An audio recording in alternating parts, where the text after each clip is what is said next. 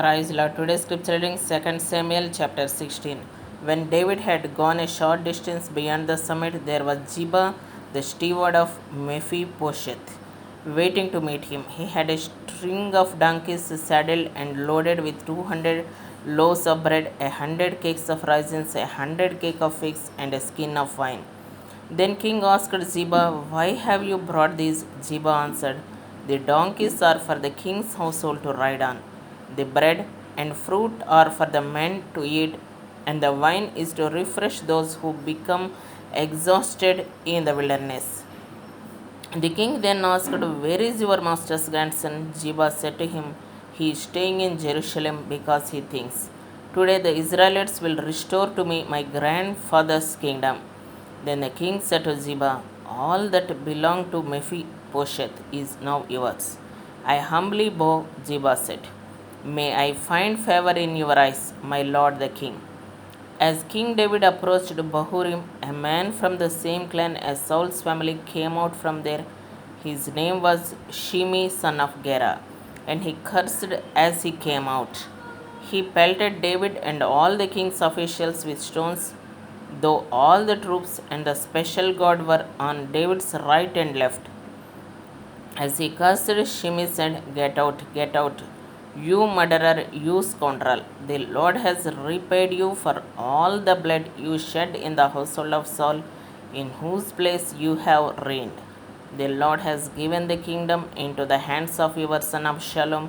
You have come to ruin because you are a murderer." Then Abishai, son of Jeru, said to the king, "Why should this dead dog curse my lord the king?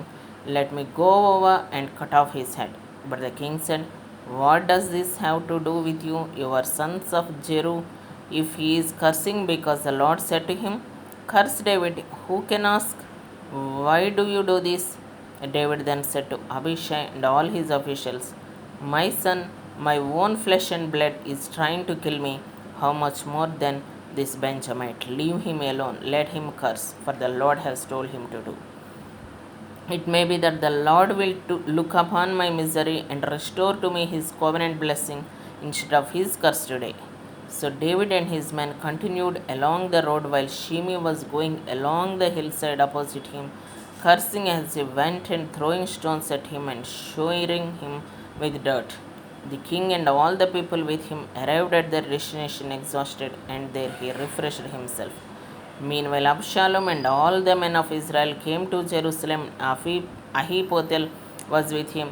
Then Hushai the Archite, David's confidant, went to Absalom and said to him, "Long live the king, long live the king."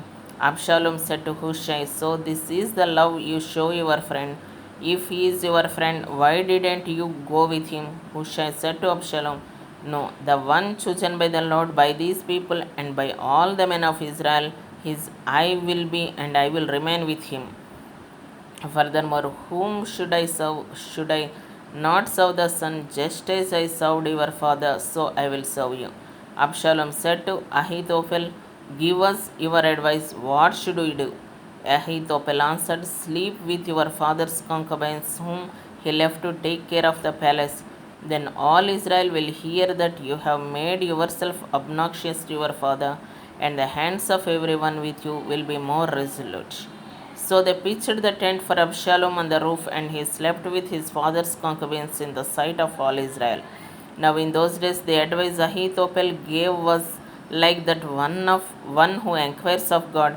That was how both David and Absalom regarded all of Ahithophel's advice. Amen.